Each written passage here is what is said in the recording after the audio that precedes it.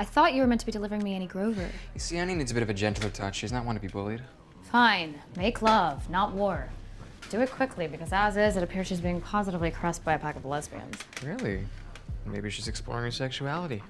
With Beatrice Worth. See, I don't think Beatrice is a lesbian. Yes, I'm aware you Beatrice Worth, but by her, you me too. Oh, I think I'd remember that. Okay. Okay, calm down. I got this. A little free advice for you. Never tell a woman to calm down. And I don't know if you do got this. Because I don't think you realize that what I need is for you to be standing next to me tonight, and I need Annie to be standing next to you. So Annie's your solve for us and Mommy Dearest? She's the vice president's daughter. She's the 1,200-pound bluefin tuna to replace a net full of flounder. And who's the flounder? Rourke. Rourke's the flounder. And I'm the fisherman? So what does that make your mom? Okay, look, it doesn't matter. I'm trusting you, so don't let me down. The fishmonger? Forget about the fish.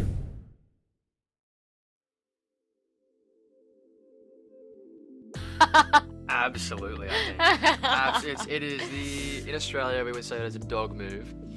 No, I absolutely think so, because Lucian knows through and through the relationship that Caroline has with Claudia, and it is to rip her down and to absolutely pull it apart. Yeah, that's like her sensitive spot. I think pretty much the only sensitive spot. And like Claudia, like everything Caroline does is for the approval of Claudia and for the love of Claudia. So for that to happen, and not only that, but well, no, actually I'm not gonna say this because I don't know how much of this is like implied at the end, but never mind, I'll do it. I'll tell him later.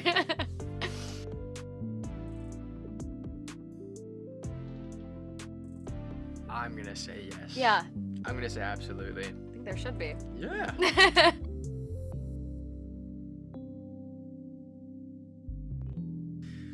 What I want to say, I probably can't say. Yeah, no, I think it's an absolute rubbing it in. I think, you know, if Caroline had the option or the ability to watch his movements in that moment in time, it's to be like, screw you.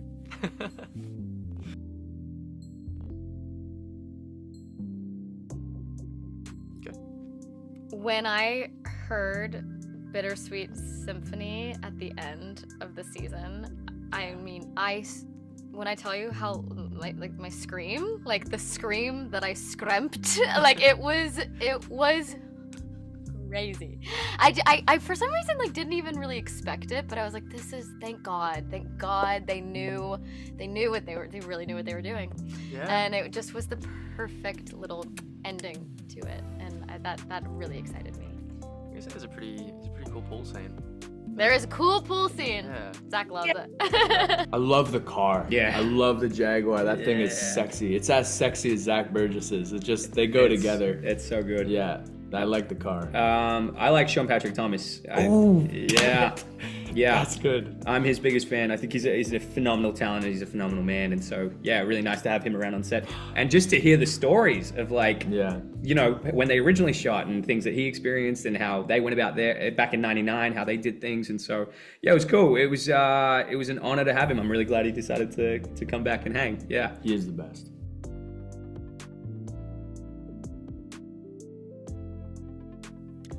I think, you know, Lucian, he very much is, he is quite playful to begin with, and you don't really understand a lot about his motives, you don't understand where he's coming from.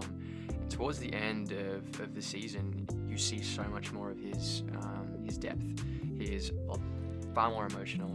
You see that he actually does have attachment to certain things opposed to the disregard that he had previously, and I would be extremely excited to be able to explore that emotional depth and that real hatred, I think, that is beginning to build. Yeah.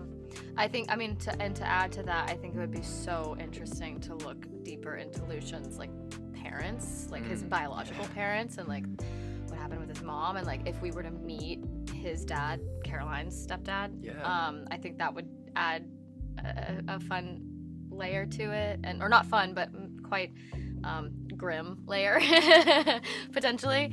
Yeah, I think that and same with like I want to know more about. We always joked about like what Cece's room looks like. Like we never see her in her little lair, but we just imagine it's like covered in sticky notes and stuff. And like I just kind of want to see her bedroom and like what the inside of her mind kind of looks like in bedroom form. So yeah, it's stuff, just little things like that. But yeah, truly, there's so much to I just really want to unpack. see Scott unfold.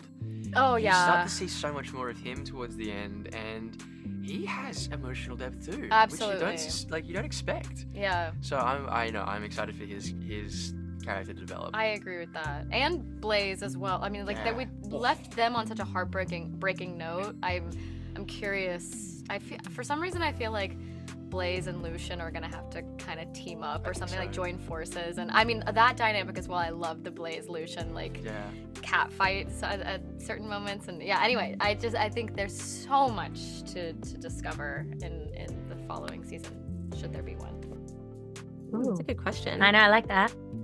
I don't know. I think I would just love to see Annie, just come more into her own. Into her own, yeah.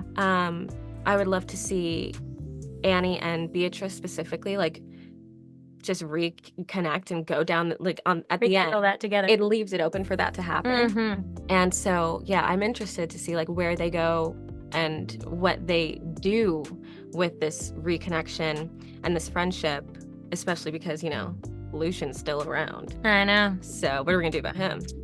Always in the way. Always in And there. Caroline.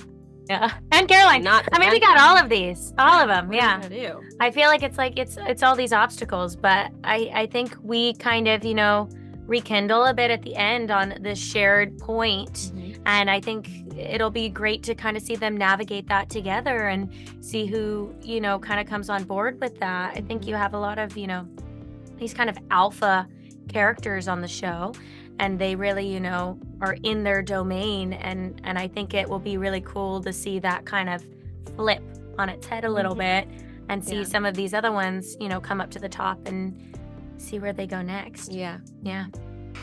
Well, obviously, for Professor Chadwick, his story really is just getting started at the end of season 1, And so obviously I would like to see where that goes in season 2 and see all the peaks and valleys that come with that, because he's, at the end of season 1, he's at a point where, things could go really, really, really sideways. He could lose his job, he could maybe go to jail or whatever it is, It's a big deal. So hopefully season 2 will shed light on all of that. Yeah, I mean, for Cece, it's like just the beginning. We're just seeing like the tip of the iceberg of what could come. So I mean, we don't know anything, but yeah, there's so much growth that Cece needs to do and will do, hopefully. Tons, yeah. Blaze's family. Yeah. Because that's obviously very influential, informative, young time in a man's life, and I think to see what caused him to be the way he is now would be, I think family plays a huge pivotal part of that.